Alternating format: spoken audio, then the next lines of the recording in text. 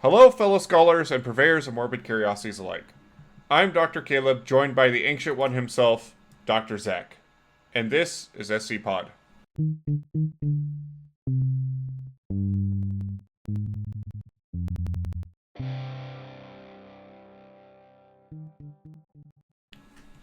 Zach, how are you today? I don't know if Caleb. I understand I was no longer stable in time for a minute, and I don't know if this is before or after. But I think I'm cured. Well, that's, hopeful, I think. I don't know anymore, man. I don't know.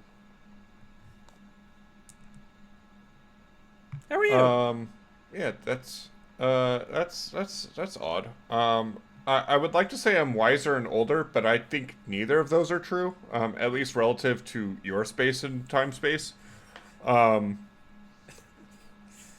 yeah, this is a weird season. Um, Yeah. so, dear listeners who have been with us for whatever rocky road last season was, um, we got interesting post orders.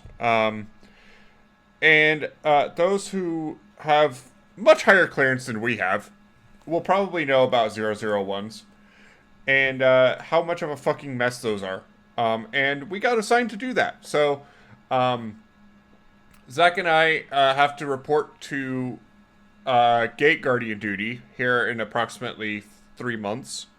So we decided to do a little bit of background research. And why do research or extra work if we can't use it for content? So here we are. Astute Um, astute listeners may recall that we had briefly been posted to the Gate Guardian duty several seasons ago, in between seasons, but we didn't actually do our job that time, so now we have to. yeah. There's a difference between playing pranks on the SCPs and throwing a pie in the face of the gate guardian and seeing kind of what happens. Spoiler alert: I was smited, and The and then the, whatever the fuck that we have to do this season. the, So the Gate Guardian does yeah, not like being cream pied. that makes one of us.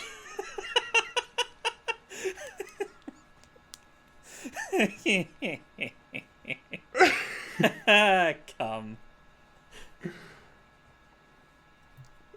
You can stop these jokes at any time by just like I don't know, moving on with the article. If all I'm saying is that With one simple payment of $9.99. if you give us money, we will stop. Should I get into it?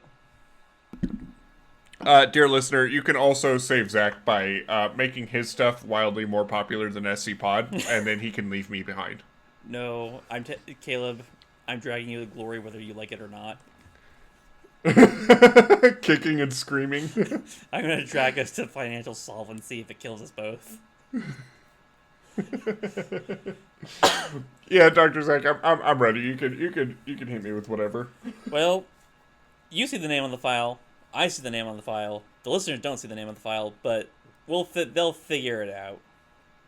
It's in the title of the episode. They don't see the file, but they see the title. Well, stop it. Stop looking. Oh, Don't read. well, fair enough. In Trump's America, it's illegal to read. That's true. That's true. Yeah. SCP-073. Object Class: Euclid. Special Containment Procedures. SCP-073 is to be kept in a 2-room cell furnished with non-organic furniture and items, and a bathroom. Subject is allowed to freely wander the facility and eat in the main canteen. A tracking device has been attached to 073's person and is to not be removed. Subject is disallowed any contact with the surface and is not allowed outside the facility. Subject is allowed no contact with plant-based SCPs under any circumstance. Violence is not to be used against 073 under any circumstance. SCP-073 is currently kept in Site-17. Description: SCP-073 appears to be a heavily tanned male of Arabic or Middle Eastern descent in his early 30s. 185 centimeters, or 6'1", and 75 kilograms or 165 pounds, with black hair and blue eyes. Arms, legs, spinal cord, and shoulder blades of the subject appear to have been replaced with artificial weapons of unknown make and metal.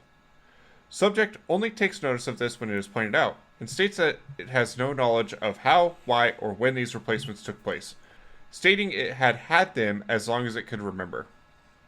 There is a symbol engraved on the forehead of the subject, which appears to be of Sumerian origin. Symbol has yet been untranslated, and subject appears distressed when the symbol is mentioned at all, refusing to speak on it. Subject does not need to eat and drink on a regular basis, but is strictly carnivorous, owing to its effect on plant-based items. SCP-073, who refers to itself as Cain, is generally polite and genial to all who speak to it, though it has been described as being cold and somewhat mechanical in its speech. It is very helpful, and enjoys aiding personnel in their daily actions, whatever they may be. It has highly detailed knowledge of ancient to recent events in history, and most commonly spoken languages in the world, including ones that have since died out. Subject has professed to having a photographic memory, remembering word for word all text in an 800-page dictionary that was flicked through in a minute and a half. It has scored above average in all intelligence tests given to it. SCP-073's presence is inimical to any and all life grown in soil, causing death to any such life within a 20 meter radius. Any land SCP-073 has walked on, and any within the 20 meter radius, becomes barren as all anaerobic bacteria dies, rendering the soil incapable of supporting life until new bacteria are introduced. Anything that is derived from soil-grown life, such as wood and paper, immediately rots and disintegrates upon touch of SCP-073. Further affected derivatives include anything hydroponically grown. Violence directed towards SCP-073 reflects any damage inflicted on 073 directly back onto the attacker, although 073 visibly remains unharmed. This applies to any damage directed at 073. Attempts to get tissue and blood samples have proven futile. When the procedure is initiated, personnel carrying out the action felt the sensation of whatever was applied to 073 and wound up with a sample of their own blood or tissue, despite the fact that all actions were directed solely at 073. Indirect damage through a medium also results in the person perpetuating the action receiving the wounds caused. Although 073 receives no actual harm from damage to its person, it is stated that it still feels the pain of the action, and has politely asked researchers to abstain from overly harmful actions to its person. Moving on to additional notes. Excuse me. SCP-073 was found in the New York Police Department in the 1900s, having been taken in after subject had been found amidst the bodies of several violent gang members. SCP-073 told police officers that the gang had attempted to make sport of it, but became angry and attempted to kill SCP-073, resulting in their own demise. 073 was incarcerated and deemed a John Doe when NYPD could not find any information on it. SCP-073 came to the attention of the Foundation through a routine inspection of John Does and was subsequently released into our custody. Addendum 073-1. Examination of the unidentified metal on SCP-073 has suggested that it is beryllium bronze, a metal that has been documented as being utilized by various anomalous cultures and entities. Most notably, beryllium bronze is a component found in SCP-1216, SCP-1427, SCP-2481, and SCP-2711. All four of those SCPs will never be covered by this show. They sure won't. In light of this discovery, the Foundation began working in an attempt to trace the origin of beryllium bronze and how it initially spread throughout the world. When prompted, SCP-073 was able to provide information that suggests that beryllium bronze originated in the Middle East, though the exact point of origin has yet to be determined. Further research into the origin of beryllium bronze is currently ongoing. Addendum-2. In light of SCP-073's indestructible nature, photographic memory, and general will to please, High Command has deemed that all information is to be, quote, backed up on SCP-073, ensuring it is not lost in the event of catastrophe. While this action has met with mixed responses, SCP-073 has agreed and sworn itself to secrecy on its part. Addendum 073-3. When information concerning SCP-076 was brought to the attention of 073 for backing up, subject showed familiarity with the information, although it was disinclined to adding to it. Despite the fact that it stated that it already knew all about 076. It then stated that it would be better for all parties involved that it not meet SCP-076. That makes sense. Call him John D because he Rockefeller. How funny would it be if, like, our next episode covered the beryllium bronze stuff? After we just made the disclaimer. Well, we would look silly, wouldn't we?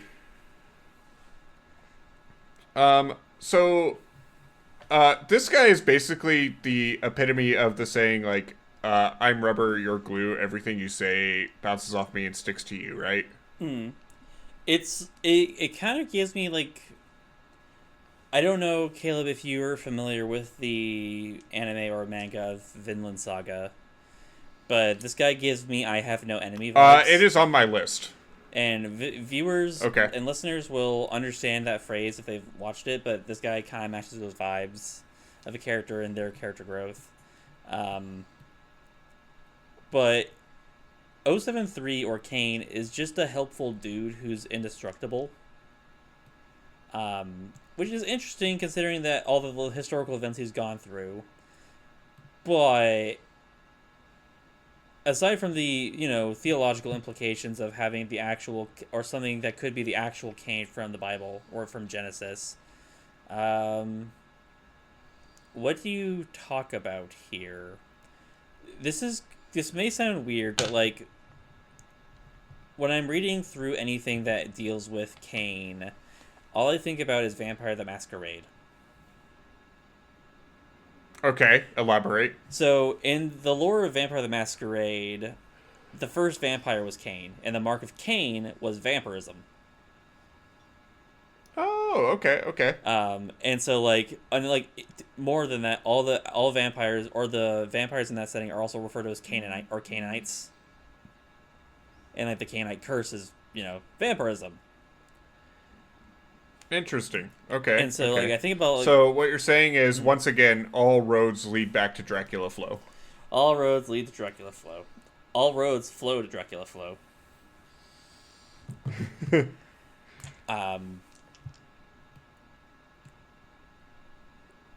I'm not sure that they're... I don't know how I feel about using this guy as a human backup for all of our information.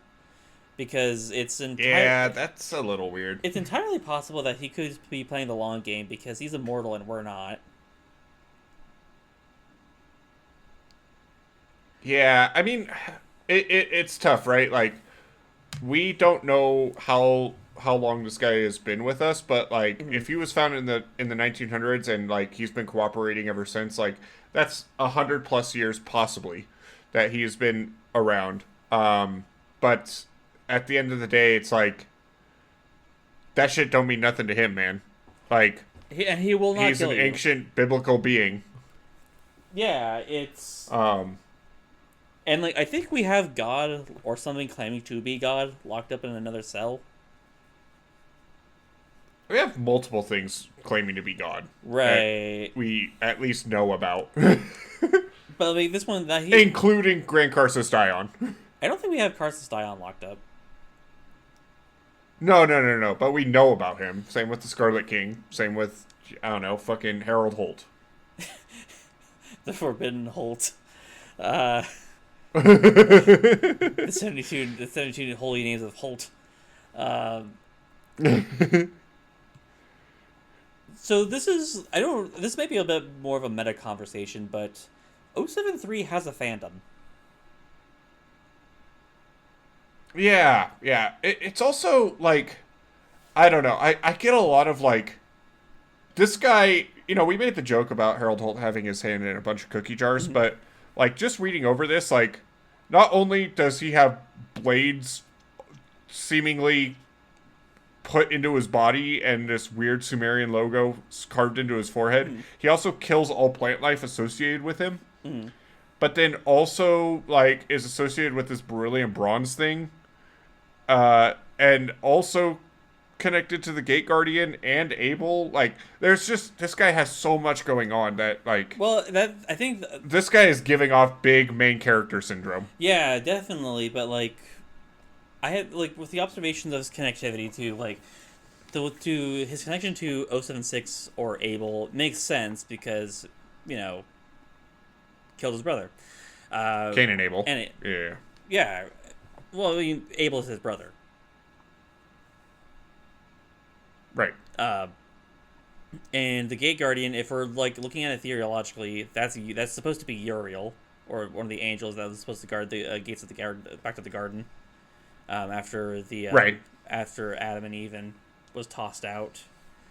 I don't know if it's ever got the boot. I don't know if in scripture Cain and Uriel ever interact past that point, because by the point that Cain kills Abel, they've already left the garden.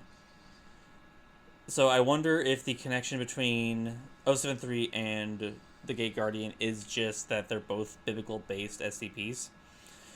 And we should probably clue the audience in that one of the big things we're going to be doing this season is we're going to be looking at SCPs related to the Gate Guardian, and then when we get to the actual 001 proposal, trying to suss out exactly how they all fit in together.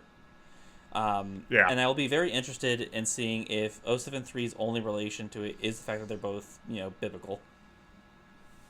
Yeah, it kind of strikes me as something as well, like the natural thought of, like, researchers of, like, okay, the basic knowledge I know of the Gate Guardian is, like, it's guarding this gate to seemingly the Garden of Eden, and has this giant flaming sword that smites everything that comes within contact of it. And so, like, hey, we have this indestructible guy who seemingly just lets us do whatever we want and reflects all attacks back on the attacker. What happens if the giant flaming sword attacks this dude? Which, right, you know, for all intents and purposes, is a cool test. Would be a cool test. Would have some really alarming implications depending on how it went. Yeah.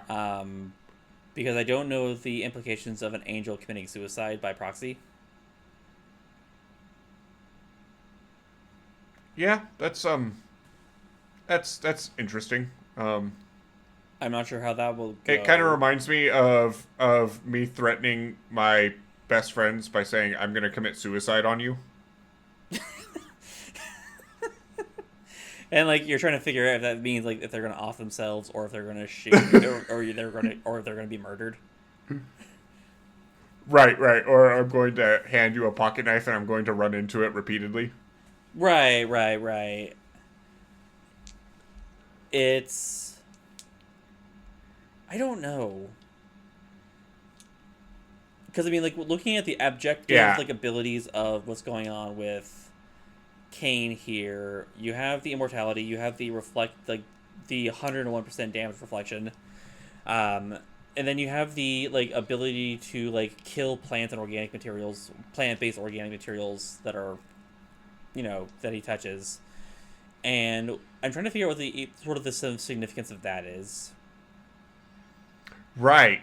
Yeah, it does just feel like it kind of comes out of nowhere. And, like, you know, we joked about it when we were talking about this earlier, but, like, it does feel like this guy is the main character of his own anime, almost, where, like, he does have, like, this side plot of Brilliant Bronze. Like, that's season 0. And then, like, he got cursed and now he can't touch plant life and stuff like that. And, like, there's just this really weird, like,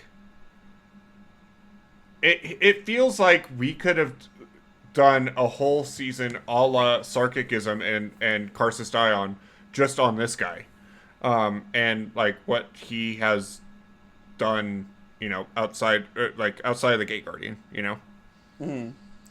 Like, It wouldn't be interesting, but he does have his own little cinematic universe going on. Yeah, and because like the curse of Cain was that he couldn't stay, and like he couldn't settle. Like he had to be a nomad for all of eternity, right? And the only thing I could think of, I don't know. the only thing I could think of is like maybe this is one of the reasons why is that like he literally can't grow food. But also like if you it mentions that he doesn't need to eat. Does it say that? I thought it said that he does eat. It's just like he's strictly a carnivore. Well, no, it's like at the bottom of that first paragraph. Subject does not need to eat and drink. Subject does not need to eat or drink. Okay, well, fuck me. Well, it's like maybe like I can see it like being like a comfort thing, just because still kind of human. But like if you are like in a strictly like primitive agricultural society in the Levant several thousand years ago, you probably don't want the guy who can rot your food at a touch anywhere near you. Right. But I like in terms of like actual like theological basis or text, I don't know where that's coming from. And again, if this is presuming that this is in fact Cain from the Bible. Right. Which I don't know, maybe. Yeah, I'm just like reading through this again. I'm like, man, this guy just has so much going. Like, remembering word for word all text in an 800-page dictionary that was flicked through in a minute and a half. Like, all right, show off. Like, nerd. Fuck you. Some of us really struggle with certain words, man. Yeah, and it's like, you know what? I'm taller than him, at least. Like, fuck you, dude. I'm taller than you, Cain.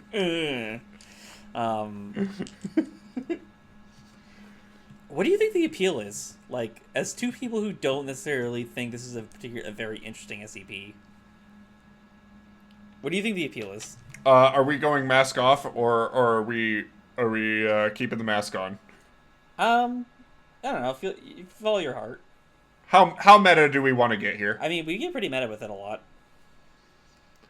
Okay, so here's the thing. I think for the most part, like, I think a lot of people discover this guy through its connections with the Gate Guardian.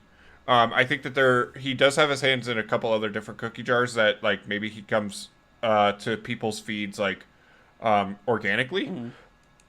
Which is where I originally found him, is like a video talking about Cain and Abel. And the premise on paper... Okay, so if you boil this guy down to, like, he is an indestructible guy who reflects all damage done to him. That's an interesting concept. But I think this has the wide appeal of, like, edgy anime dude. You know, we joked about this guy being a shonen protagonist. And I think that is the allure to this guy. And I think that, like, for the most part, a lot of the more popular SCPs appeal to, like, an age range of, like, 11 to 15, I would say. Like, when you think about the really, really, really popular SCPs, things like the Lizard, things like Shy Guy, things like that, like, those have an appeal to that demographic. And, I mean, Cain is directly, like, the poster child for what a person in that age range who is stumbling upon this stuff would be interested in. At least in my opinion. Kind of. I think when we're gonna get there is that, like, 076 definitely fits that mold better, but, like, I feel Cain is written to be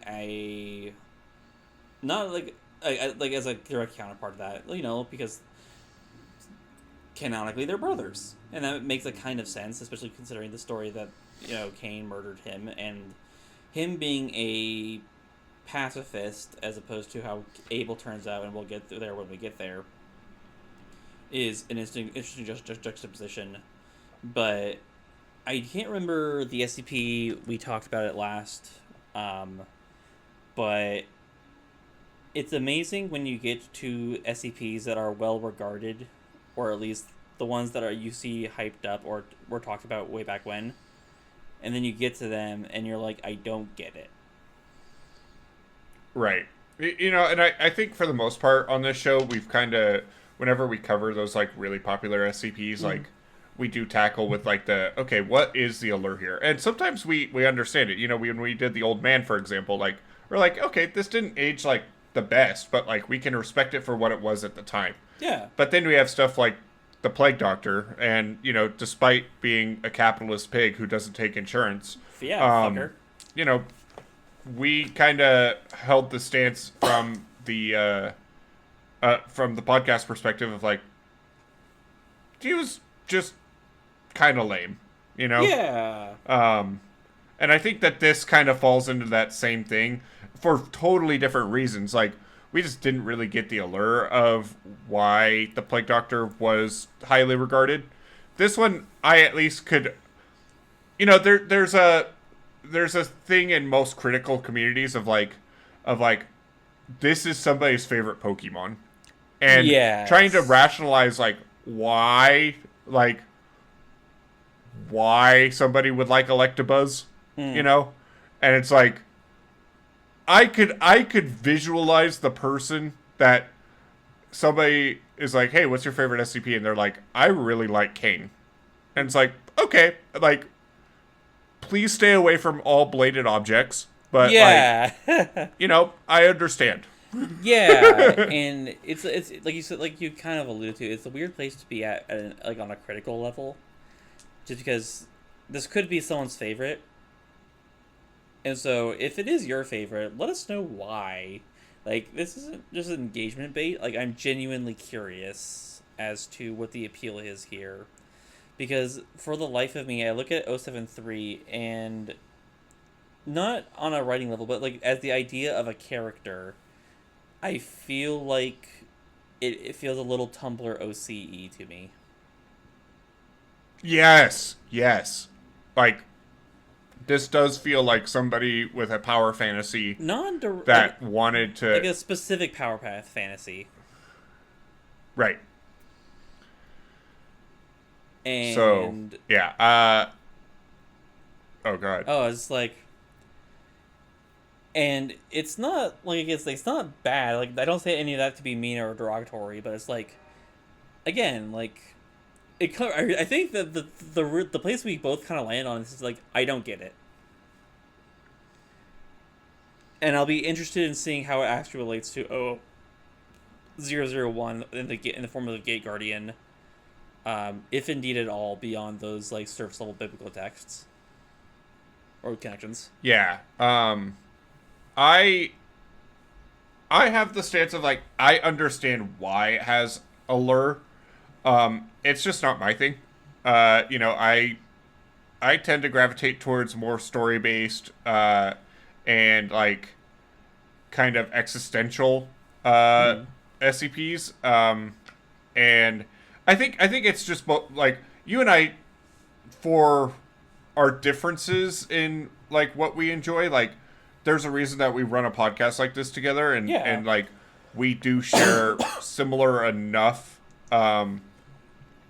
enjoyment out of certain different ones. And, you know, like we said in literally episode 1 of SCPod, like, SCP is so cool because it has something for everybody. You know, you have your really funny SCPs, you have your super serious SCPs, you have your power fantasy SCPs, you have your you know, Scarlet Kings of the world, you have, like, all this stuff, and, like, this is what draws certain people to this fandom. Yeah. And I appreciate him for that. That's fair. I think that's a good place to be. And like I said, like, again, not just engagement bait, but it does help us. But it's like, if this is your favorite SCP, or was at one point, tell us why. I'm really interested. I will say, I respect this guy a lot more than the Plague Doctor. Well, I mean, that's just easy. Because this guy actually helps. Yeah. And he's not made out of just Plague Doctor masks. And he didn't kill our intern with a shoe. And you know what? There's probably as much hentai about this guy. Oh, out there. without doubt. Actually, you know what? Let's open up an incognito browser and Oh just look it up. no! Okay, sure.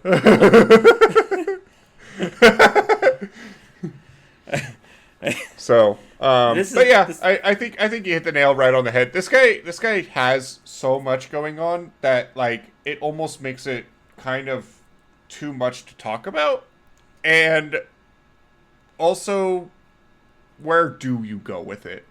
You know, we could do a whole season on this whole fucking beryllium bronze thing. Mhm. I have no interest in that, but you know, there's a whole thing there. Like, there's this whole thing about him killing everything plant life. Like, why the fuck does he have all these blades coming out of him? Like, Yeah, that seems to be a fucking important point of him. I think that'll come up during the Abel episode, and I haven't read that in a long ass time either. Oh, okay. I think that'll be. Fair. I think that's going to be answered in coming episodes, which is a pity. Which I understand is pretty pithy podcasting etiquette, but I think that's the case. And it's worth pointing out that if we weren't covering the Gate Guardian at the end of the season, we probably would never cover Cain or Abel. Like, they just wouldn't come up. Yeah, I mean, I think, like, if it would probably come up in like somebody be like, "Hey, you should cover Cain," and we'd be like, "We like money. We don't get paid to do this, folks." But Yet. we are slaves to our audience as much as we disregard them. Caleb, I think. did you ever go to church? Did I ever go to church? No, and this is going to be a weak point for me the entire season. I do not know anything about Christian mythology. Okay, so like, I know enough about like Noah's Ark and the flood. But like Cain and Abel, I couldn't tell you which one killed who. I know that one of them killed each other and that they were brothers. one of them killed each other. But yeah, outside of that, like, and the only reason I know about this is an old Jack Black and Michael Cera movie called Year One, and that is legitimately the only reason I know about this. So, like, just to clarify, you've never gone to the church. Like, Okay, so I think when I was like little, I went to church with like a friend's family like 3 times, but like this would have been like really little, and I was bored to tears. I was also a Boy Scout, and we did all our meetings in a church, but like that doesn't mean that like I was attending church. Gotcha. Boy Scouts is like a pretty religious thing, so like you know, there were like prayer corners and stuff like that we had to engage in. So you know, I'm not the Antichrist in the fact that I'm not being burned alive for being inside of a church, but if that's where you're going, no. But, I think yeah. if any of us were the Antichrist, it'd be me. That being said, like, I agree. I know.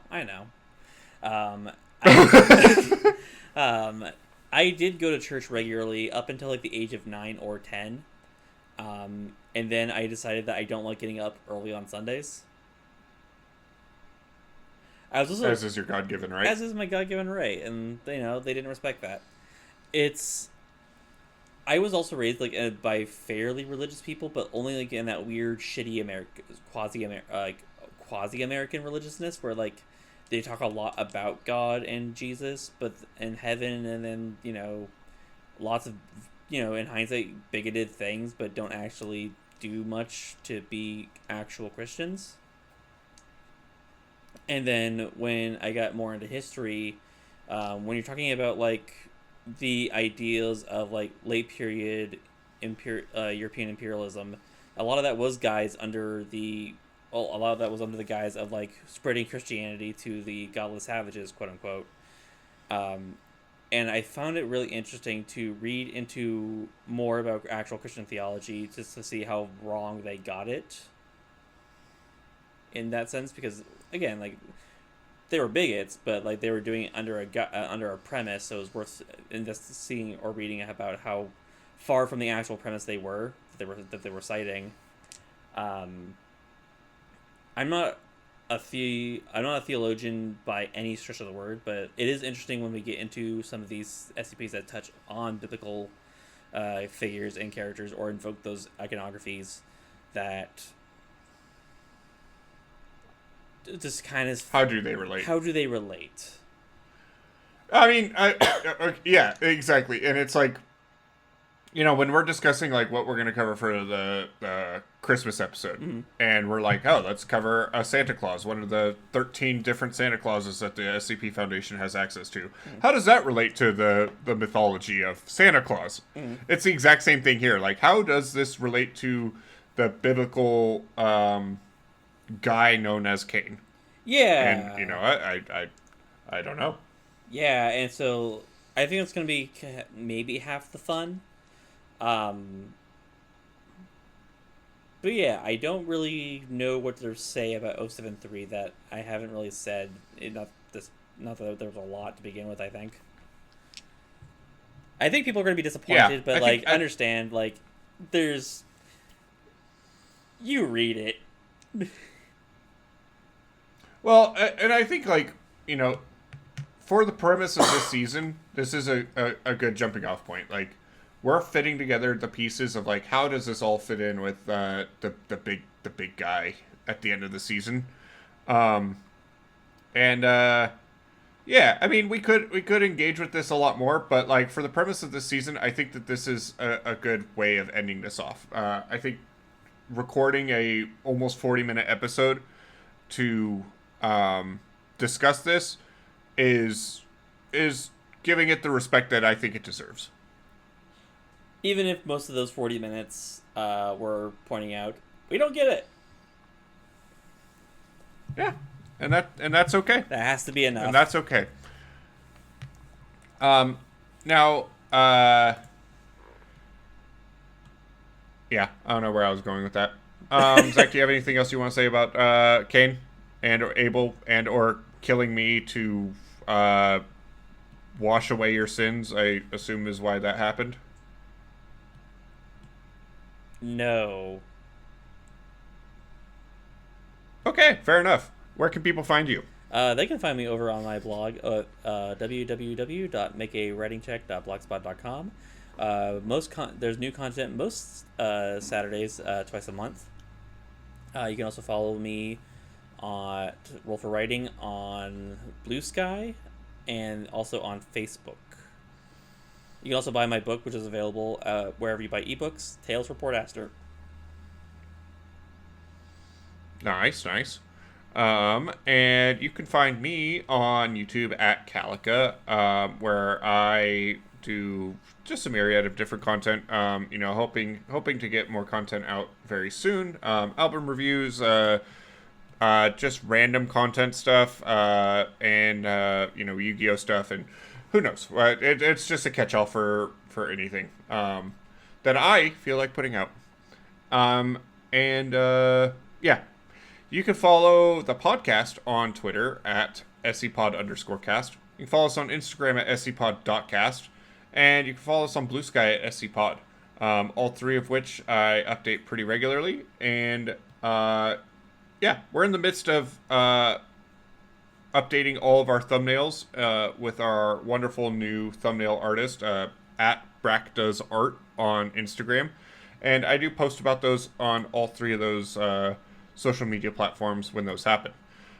So if you are interested in artist renditions of the episodes that we've done, including this one eventually, keep an eye on those socials. We are available on Spotify, YouTube, Podcast Addict, iHeartRadio, and Pandora, as well as any RSS feed. And I say it at the end of every episode, please remember to rate, follow, subscribe, comment, just anything that interacts with the episode. It really does push us into the algorithm and really give us a leg up on trying to get more growth for the podcast. We've seen substantial growth, and it's in no small part to just people interacting and giving us a fun comment. One of my favorite comments recently has been somebody said such skibbity on one of our 55 episodes. And, I think that is just the wisest thing that's ever been said. We're coming for you. I do want to also harken back to something Zach said earlier when he said that we are not being paid yet. And I want to take this second and formally announce our Patreon. We've made jokes about it throughout SCPod, and we finally launched it. As of right now, Zach and I don't really have the time to put in for extra content and things like that.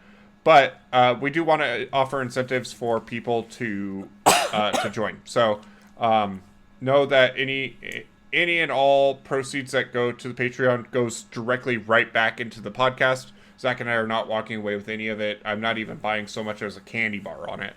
I might buy but there is some incentives. No, we're going to buy you Pringles with it. Oh, yay. But as of right now, the incentives are just the goodwill of helping to small creators, try to better our product. As well as when we do a season, we're going to post our season schedule on there ahead of time so that you will know exactly what we're covering ahead of time. So that is at patreon.com/SCPod. And I will also put that in the show notes as well. So, yeah. That was a long-winded outro this time. But, yeah. Exciting stuff coming up. Zach? Mm-hmm. Why do you have that rock? And B, what message are you going to probably be beating into my head? Well, Caleb, I performed a Daevite ritual execution. Thanks, guys. We'll see you next time. Come here!